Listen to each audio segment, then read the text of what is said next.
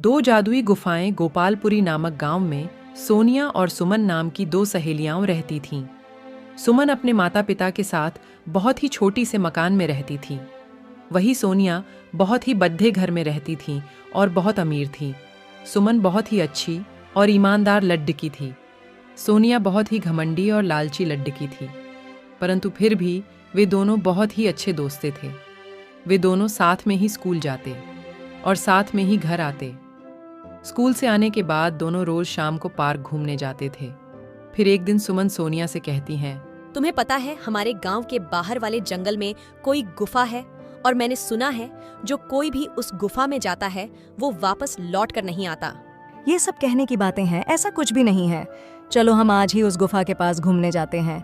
अच्छा तुम कहती हो तो चलते हैं। फिर अगले दिन सुबह सुबह सोनिया और सुमन उस गुफा की ओर घूमने चल पड़ते हैं। थोड़ी दूर चलने के बाद उन्हें दो जादुई नजर आता है। देखा सोनिया, यहाँ दो गुफा है, हमें कौन से गुफा में जाना चाहिए? अरे मुझे क्या पता। सुमन और सोनिया दोनों ये सोच ही रही थीं कि कौन सी गुफा में जाए। तभी वहाँ एक परी प्रकट हुई और कहती है, हाँ हाँ हाँ, मेरे इस जादुई जंगल में तुम दोनों का स्वागत है। और जैसे कि तुम देख सकती हो, तुम्हारे सामने दो गुफा है। एक गुफा अच्छाई का और दूसरा गुफा बुराई का। अच्छाई के गुफा में जाओगी तो तुम्हें वहां एक वृद्ध महिला मिलेगी जो कई सालों से बीमार पड़ी है। तुम्हें उनकी सेवा करनी होगी। और अगर बुराई के गुफा में जाओगी तो तुम्हें वहां ढेर सारा खजाना मिलेगा। परंतु याद रखना, उस गुफा में एक नागिन रहती है और ये तुम पर निर्भर करता है। तुम कौन सा मार्ग चुनती हो, अच्छाई का या बुराई का? हाँ हाँ हाँ हाँ। इतना बोलकर वो परी वहां से गायब हो जाती है। सोनिया, हमें अच्छाई के गुफा में चलना चाहिए। वहाँ बेचारी बूढ़ी काकी कितने सालों से बीमार पड़ी है। हम उन्हें इस हालत में नहीं छोड़ दा सकते। हमें जाकर उनकी मदद करनी चाहिए। हाँ, तुम ही जाओ अच्छाई के गुफा में, मैं तो बुराई के गुफा में जाऊंगी। सुना नहीं तुमने वो परी क्या कह कर रही कि बुराई के गुफा में हमें ढेर सारे खजाना मिल सकता है जो हमें माला माल कर सकता है। मेरी बात मानो, तुम भी मेरे साथ बुराई के गुफा में चलो। नहीं सोनिया, मैंने बचपन से ही सीखा है कि हमें हमेशा अच्छाई के रास्ते पर ही चलना चाहिए। पैसों का क्या है?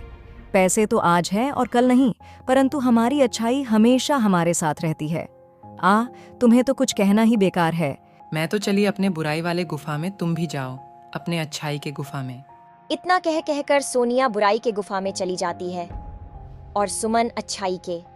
सुमन को थोड़ी दूर चलने के बाद गुफा के अंदर बहुत ही खूबसूरत दुनिया नजर आती है, जहां बहुत ही सुंदर सुंदर फूल खिले थे, तरह तरह फल लगे थे।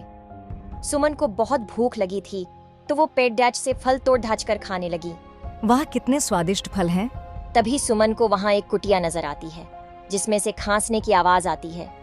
सुमन उस कुटी के पास जाती है और कहती है, खांसने की आवाज, मैं आ गई हूँ आपकी देखभाल करने। अब आप बहुत जल्दी ठीक हो जाएंगी। सुमन सच्चे मन से उस अम्मा की देखभाल में लग जाती है। दिन रात उनकी सेवा करती है। सुमन रोज कुटिया की सफाई करती है, झाड़ू लगाती है, पशु पक्षी को खाना खिलाती है और बहुत ही अच्छे से अम्मा का ख्याल रखती है। वहीं दूसरी तरफ सोनिया के बुराई के गुफा के अंदर जाते ही उसे बहुत ही अजीब और डरावनी दुनिया नजर आती है। उसे बहुत ही डरावनी आवाजें सुनाई देती है। सोनिया खजाने की लालच में आगे बढ़ती रहती है। सुबह से शाम हो जाती है। सोनिया का बहुत भूख भी लग रही होती है। उस परी ने कहा था कि यहाँ खजाना है, पर मुझे दूर दूर तक तो कोई खजाना नजर नहीं आ रही और भूख से मेरी जान जा रही है। फिर थोड़ी और आगे चलने पर सोनिया को कुछ चमकती हुई चीज दिखाई देती है। अरे वाह, मिल गया खजाना। मैं जल्दी से उस खजाने के पास जाती हूँ और सारा खजाना ले लेती हूँ, फिर मैं और अमीर बन जाऊंगी। ये सोचकर सोनिया खजाना लेने आगे बढ़ती है। उसे वहाँ ढेर सारा खजाना नजर आता है। अरे वाह, इतना सारा खजाना। सुमन तो पागल है जो अच्छाई के गुफा में चली गई। अगर वो मेरे साथ बुराई के इस गुफा में आती तो उसे इतना सारा खजाना मिलता। पर कोई बात नहीं, अब ये सारा खजाना अकेले मेरा है। ये सोचकर सोनिया जैसे ही खजाने को हाथ लगाती है वो खजाना गायब हो जाता है। अरे ये क्या, ये खजाना मेरे हाथ में क्यों नहीं आ रहा? इसी प्रकार सोनिया जैसे ही खजाने को लेने के लिए हाथ आगे बढ़ाती, खजाना गायब हो जाता और अगर हाथ पीछे करती तो खजाना वापस आ जाता। नागिन, लालची, लड़की, अब तेरा लालच ही तुझे ले डूबेगा। अब तू यहाँ से जिंदा बचकर नहीं जाएगी और मेरा भोजन बनने के लिए तैयार हो जा।